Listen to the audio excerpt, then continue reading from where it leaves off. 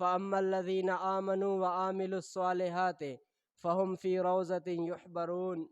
पोइ पर उहे माण्हू जिन ईमान आंदो ऐं इन्हनि अमल कया नेक त उहे बाग़ बेश्त में ख़ुशि कया वेंदा। जिन माण्हू दुनिया जी ज़िंदगी जे अंदरि ईमान आंदो ऐं ईमान आणण खां बाद आमाल स्वालिहा कयूं त उन्हनि खे अल्लाह रब्बुल इज़्ज़त जन्नत जे अंदरि बेहिश्त जे बाग़ात जे अंदरि मोकिलींदो।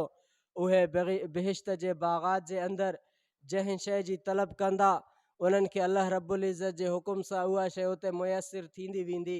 याने उहे ख़ुशी वारी ज़िंदगी गुज़ारींदा, सुकून वारी ज़िंदगी गुज़ारींदा, राहत इत्मीनान वारी ज़िंदगी गुज़ारींदा।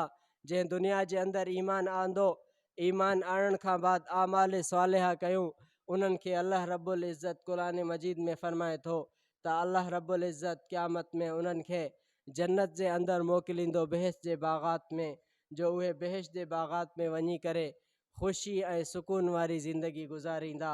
छाकाणि त अबदी ज़िंदगी उहो आख़िरत वारो आहे, हीअ दुनिया वारी ज़िंदगी मुख़्तसिर आहे।